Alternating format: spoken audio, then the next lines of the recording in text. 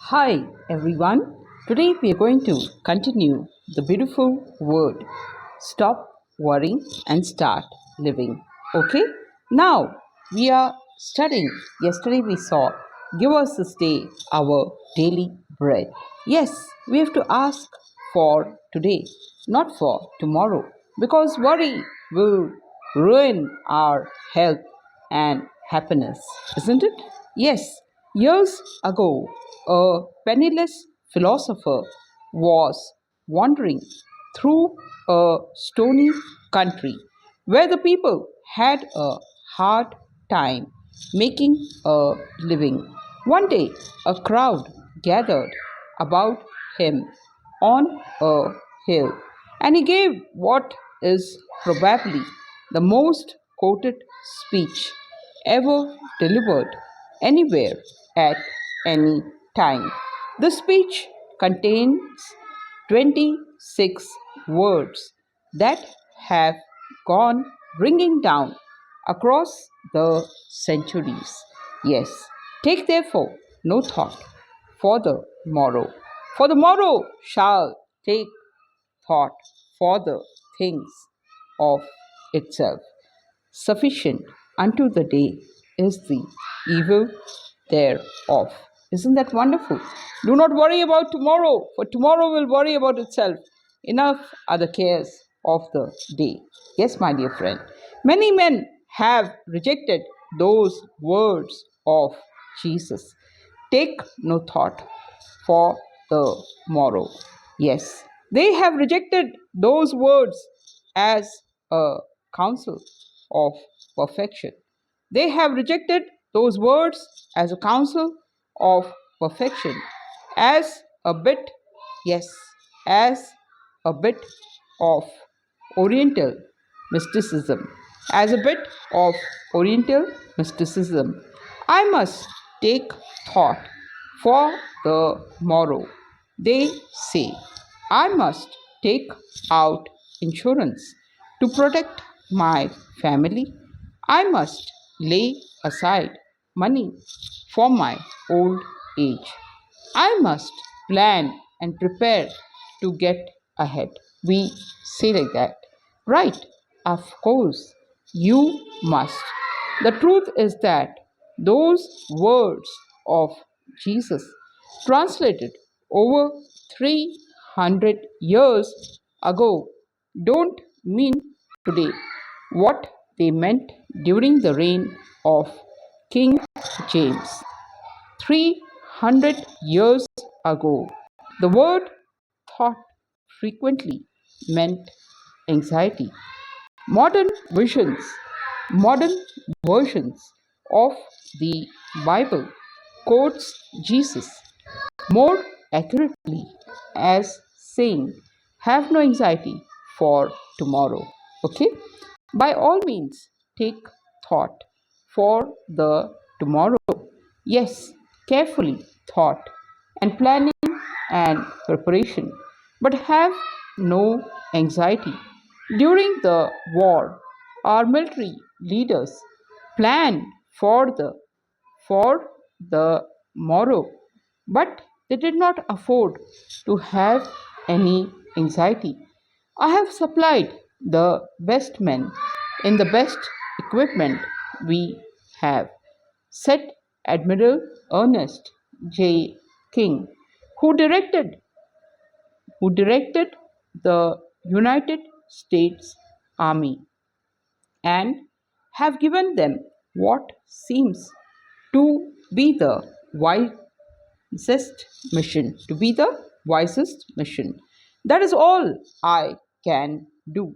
If a ship has been sunk, Admiral King went on, I can't bring it up. It is going to be sunk.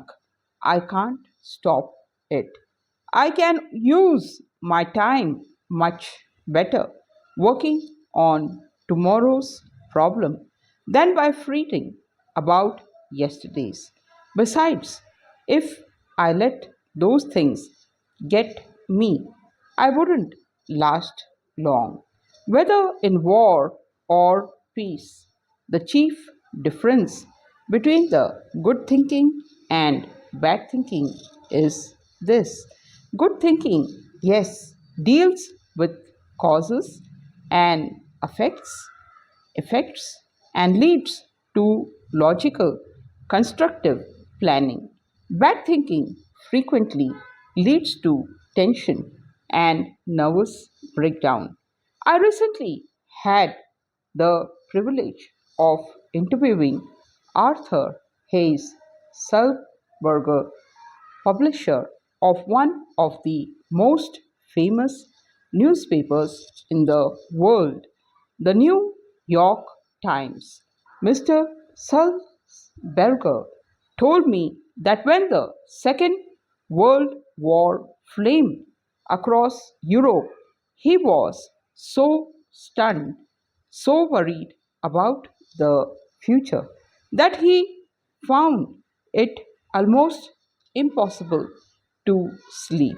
He would frequently get out of the bed, of bed in the middle of the night, take some canvas and tubes of paint, look in the mirror.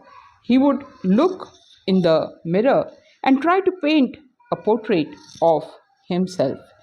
Yes, he didn't know anything about painting, but he painted anyway to get his mind off his worries. Mr. Sulzberger told me that he was never able to banish his worries and find peace until he had adopted as his motto 5 words from a church hymn. 5 words from a church hymn. One step enough for me. Lead kindly, light. Keep thou my feet, I do not ask to see the distant scene. One step enough for me. At about that the same time, a young man in uniform somewhere in Europe was learning the same lesson. His name was Ted Ben Minot of 5716 New Home Road, Baltimore, Maryland, and he had worried himself into a first class case of combat fatigue. In April 1945, writes Ted Ben Minot, I had worried until I had developed what doctors call a spasmodic transverse colon, a condition that produces intense pain. If the war hadn't ended when it did, I'm sure I would have had a complete physical breakdown. I was utterly exhausted. I was a Graves registration. Yes, non I was a Graves registration non-commissioned officer for the 94th Infantry Division. Okay, friends, we will stop over here, and it is teaching us do not worry about tomorrow. Tomorrow will worry about itself. Okay, so do not quit in life, be encouraged, and remember, God is there with you and me. Yes, we'll be an excellent public speaker one day, and so do not quit. And also, take good care of yourself. Love you all. See you again tomorrow. Till then, bye bye.